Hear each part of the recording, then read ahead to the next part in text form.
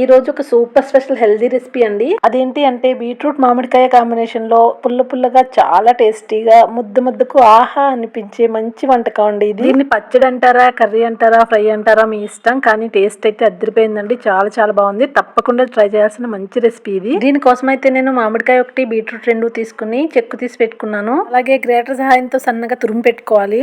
ఇప్పుడైతే స్టవ్ వెలిగించి ప్యాన్ పెట్టుకుని ఆయిల్ వేసుకోండి.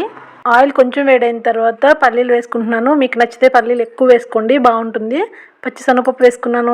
ఆవాలు, జీలకర్ర కలిపి వేసుకున్నాను. ఈజీగా ప్రిపేర్ చేసుకుని టేస్టీగా తినాలంటే తప్పకుండా ట్రై చేయండి. ఇప్పుడైతే చిదిమి పెట్టుకున్న వెల్లుల్లి, సన్నగా తరిగి పెట్టుకున్న పచ్చిమిర్చి వేసుకున్నానండి. వీటన్నింటినీ బాగా ఫ్రై చేసుకోవాలి. మీ దగ్గర ఉంటే తప్పకుండా కరివేపాకు వేసుకోండి. ఇప్పుడు కొంచెం ఇంగువ వేసుకుంటున్నాను.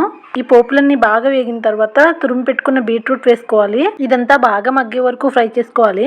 ఈ బీట్రూట్ లో ఉండే ఫోలేట్ ఇంకా ఐరన్ లాంటివి మనలోని రక్తహీనతను తగ్గించడానికి ఉపయోగపడతాయండి.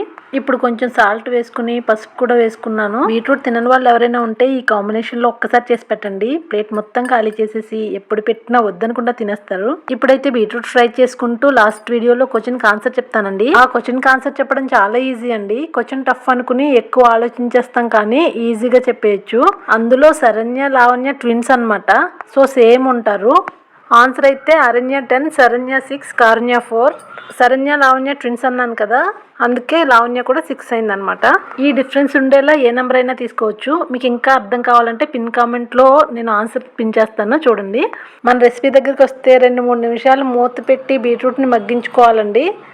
తర్వాత తురుము పెట్టుకున్న మామిడికాయ తురుము కూడా వేసేసుకోవాలి. వేసుకుని కొంచెం ఫ్రై చేసుకుని ఇప్పుడు కూడా మూత పెట్టి 2-3 నిమిషాలు మగ్గించుకుంటే బాగా మగ్గుతుంది. ఇప్పుడు మూత తీసి బాగా కలిపి 1 స్పూన్ కారం వేసుకోండి. పచ్చిమిర్చి వేసుకున్నాం కదా, మీరు తినే కారాన్ని బట్టి అడ్జస్ట్ చేసి వేసుకోండి. మొత్తం కంప్లీట్ అయిపోయింది అనుకున్న తర్వాత కారం వేసుకోండి. కారం వేసిన తర్వాత ఎక్కువ ఫ్రై చేస్తే అంత బాగోదు. ఇప్పుడైతే నేను ములగాకు, కరివేపాకు ఎండబెట్టి పొడి చేసుకున్న పొడి ఉంటే అది వేసుకుంటున్నానండి. దీనివల్ల టేస్ట్ స్ట్రక్చర్ ఏం మారిపోదు, కాకపోతే హెల్త్ బెనిఫిట్స్ మాత్రం పొందొచ్చు కదా, అందుకే అన్నింట్లోనూ కొంచెం వేసేస్తూ ఉంటాను నేను. ఇక ఇప్పుడైతే మన టేస్టీ మామిడికాయ బీట్రూట్ స్పెషల్ రెసిపీ రెడీ అయిపోయిందండి. అందరూ ట్రై చేసి తప్పకుండా టేస్ట్ చేయండి.